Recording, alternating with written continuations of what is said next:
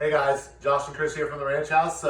Want to give you guys a little bit of a more of an informational video of things we're doing up here. So Chris is going to show you guys how to make pasta today that we use in a lot of our pasta dishes. Chris? All right, here we go. All right, so on a typical pasta, you can have semolina and a flour style, depending on what you're doing. We use in the house a semolina style, which typically consists of semolina, salt, and egg. I add a couple other things because I like what they do to the pasta. So what our biggest equipment is going to be the KitchenAid. Most of you may recognize it as decoration on your countertops, but it's a really useful tool. So I'm going to start. It's a very quick process to make the dough. It's the rolling it out that tends to have the challenge. So in ours, it's going to be, like I said, the semolina, salt, water, olive oil, and egg. I like to beat my egg to break it up. It's not paramount that you do that. It's just basically a technique thing. So it makes it quicker and I'm not overworking the dough. So it's just one of those things that's not paramount, but as we like to say here, work with purpose. And I do it for a specific reason. All right, so we're gonna start by dropping the hook down. You will want to use the dough hook on this attachment. Most of these equipment come with it. You'll lock it in. You'll start it on a low. You'll have it going. You can just take the salt and just dump it in there. So that'll mix it up. Where you start really making the dough is you're adding the eggs. I like to add the eggs. This particular is in parts. So I'll add a third at a time, more or less. You just drop it in, let it go just a little bit. Sometimes I like to add from a different area. But basically you're allowing it to kind of mix up and it's not gonna create a bunch of clumps and stuff like that. So that's why you're portioning it this way. I'm gonna finish it up here. And you can go ahead and let that work just a little bit. The kids is gonna get a good angle for you on that dough. At this point in time, it's not as dry, so it's not gonna fly around everywhere. So I'll kick it up another notch. And then I like to move on. This is extra virgin olive oil. It gives it a little more elasticity, a little more chew, which I like. So again, I'll just add it in a couple parts.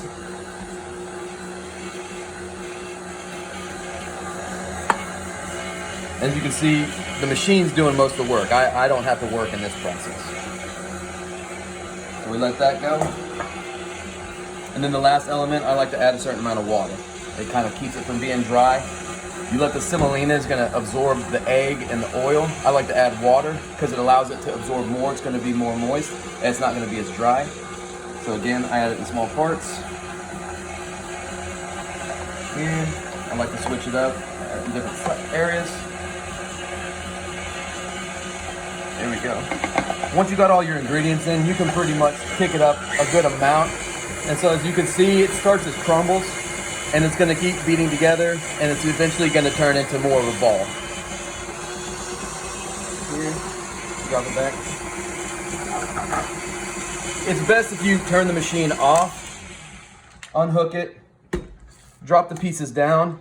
I'll do it when it's running. I don't suggest that, because you could break your machine, but I like to live on the edge. I'm gonna drop it back down, lock it in, start it low, work it up. So here, a technique that I was talking about, I like to push it into the hook. I do not recommend this. Be patient with it. But for video's sake, I'm gonna get this moving. So you can see it starts to ball up, starting to create more of a solid dough. That's what we're looking for. You can let that go a little bit. Don't worry about there, it's good. I'm gonna do most of the working. I'm gonna finish it up, turning it into a ball whenever I take it out. So at this point I can turn it off, pop up the hook. I like to take semolina, you drop it down on your surface area. This is mainly to keep the dough from sticking to your surface area. So unlock it, kind of create a little ball for it, put it down. There's typically a little bit left in the bottom, get that out. And I can feel just by touching it that this dough is a little more wet than I'm used to or I'd like. So I just add it while I'm working it. So I add a decent amount of semolina and then you just knead it. Fold it on itself and push. So you're just gonna do this and you're gonna work around the semolina you have. When you first start, you're gonna have to add a little more. Be generous with it in the beginning. That is if it's too wet. So this is where you're just gonna keep working it. And you're adding basically the moisture molecules, you're pressing them into the solid semolina molecules. And so those are gonna absorb. So you're basically getting that process going. Waste not, want not. Hit it with a little more semolina because I like it to be a little more firm. So pushing, pushing. I pull it, fold it, push it. So I kind of do this process. And then once you get it pretty much, I can feel it's firm to the consistency I like. And so this is gonna sit for an hour because again, you want all that liquid to absorb into the semolina so you don't have a bunch of just dry semolina. And then I like to take it, just set the ball, wrap it up.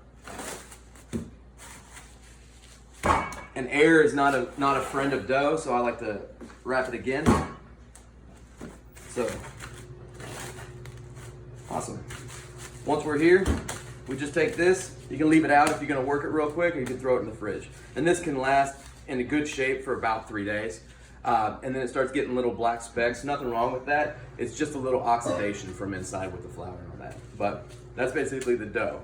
We're gonna cut, and I'm gonna get you guys showing you how to roll it out. All right, now we're in the second stage of rolling dough. This is the fun part. So what I like to do is I like to get set up. This is how I'm set up at work. It may be a little different from if you're at your house. If you have your dough, always keep it wrapped. Like I said, air is not a friend of it. I have the dough that I'm gonna work in wrap, and then I also have a spare wrap. This is for the scraps. Whenever I get done with the scraps, I'll put them in here. I'll fold them, keeps the air off. Even for a short period of time, it can really wreak havoc on your dough. I like to have my knives, semolina, have a little rolling pin. It's key to make it small enough so you're not overworking the inside of your roller for your KitchenAid. Again, this is your KitchenAid. All of them have this front attachment. You can find these at any kind of Walmart, Target, Bed Bath & Beyond, whatever your poison is. And so I like to take the dough. Whenever I am cutting it, I cut it into small enough portions that I can work with. Don't cut too big of portions because then you can end up with pasta that's 16 feet and it makes you work harder. So start slow, start small, and then just work up learning technique. So I like to have semolina down here. I have a pile of semolina over here. I like to cover the dough in it. Again, this is always just allow it to work easier. So initially, I like to smash it down. And again, we're getting into the sides. Always start at 1 and work up. Every single one is 1 notch more. Don't overdo it. You'll overwork your machine and you could rip your dough. So once it gets small enough, try to have not a rickety table if you can. All right, so feel pretty good about that. So here, we're turning it on. We'll start low just so you can see the process. Start here and feed it in.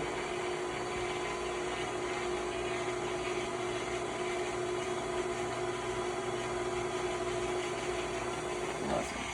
So once you have it there, I like to fold it. So the key I try to do is I try to get my dough to fit into this area. It'll create a smooth sides and you can get even cuts. Easier said than done sometimes. Again, I'm gonna roll it out. It's pretty straight around the edges. You want to keep as straight of an edge on one side as possible because you have to feed it in evenly. As soon as this starts pulling it, it'll start ripping your dough. You basically have to let the machine pull the dough. You're basically facilitating. We are the shepherds of the dough. Again, you're feeding it through. One hand guides it, the other one braces it. Again, you get up 1 notch. Careful, as soon as you drop it in, it starts to get pulling. So you just keep going. And you have this hand guiding it. You catch it before it falls. 1 more notch. So now it's getting long enough, you'll need this hand to guide. Patient, drop it right in. And it goes through. Keep your hand back. If you have your hand too close up, the dough will start pulling. You don't want any resistance because that'll change all the entire dough, the structure. It won't ruin it, but Drop it in. So now you're starting to get it long enough, kind of allow your hand to unstick that one. Just guide it. Once it's here, you can let it fall, catch it on the other side. You're trying not to let the dough pool.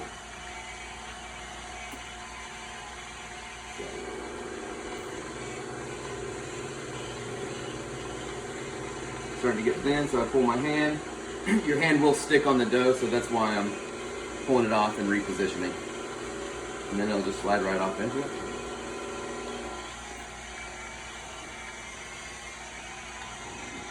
Getting at level 6 now.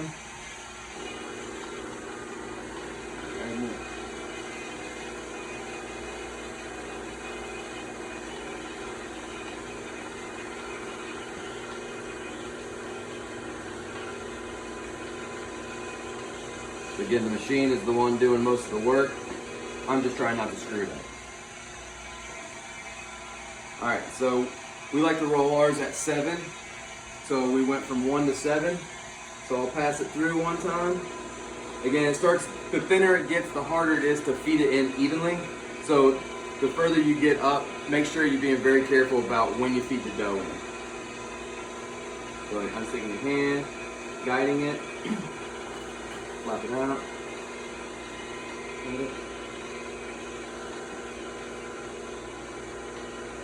The one thing I like to do, again, a technique, work with purpose, is I like to feed it through twice on the last round. And then you want to be very careful, drop it in, we're good to go. So now we just let it feed through. It's okay that this hits down here. You try to get your dough where it's not too moist, where it'll stick and turn into a big clump. So that's a key to have your dough consistency, moisture-wise, perfect, or just right. There we go. That's the last round. So we got a fairly big sheet here. The smaller pieces you cut, the less you have to deal with the length. You can work right here, and that's just fun. So at this point in time, shut off the machine. I'll clean up the edge right here at the very front, just to where it's even. You're taking your loose dough, cover it up. All right.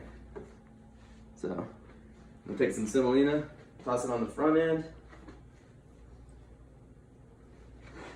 because we're about to cut the dough, and we're gonna put pressure on it, and it's gonna stick to the surface if we don't.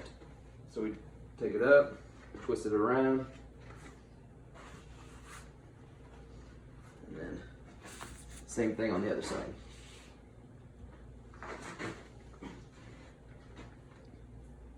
Send it all the way across.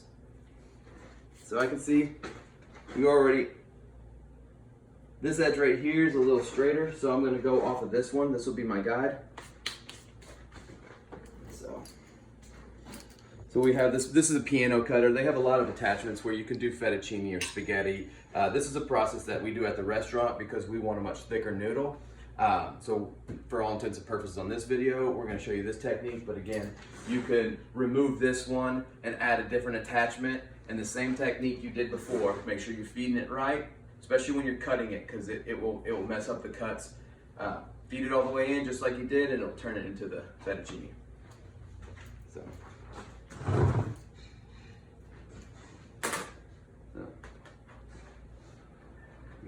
The width I want, lock it into place. So I like to grab the very end, and then I'm following this guide. So this last blade, I'm going to run as much along this line as possible.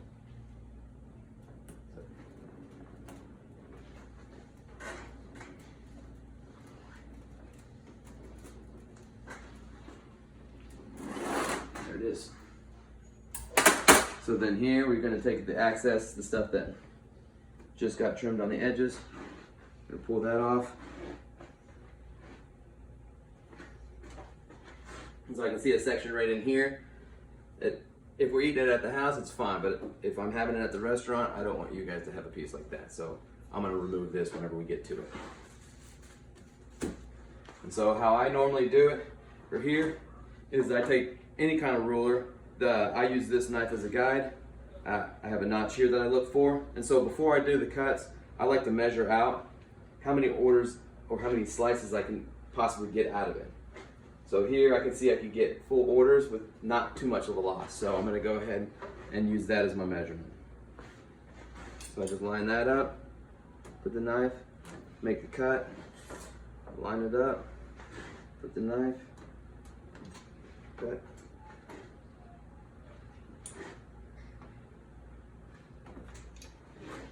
Again, it's still fine, but not good enough for you guys.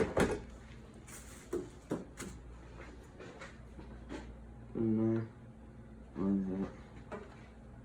Line up.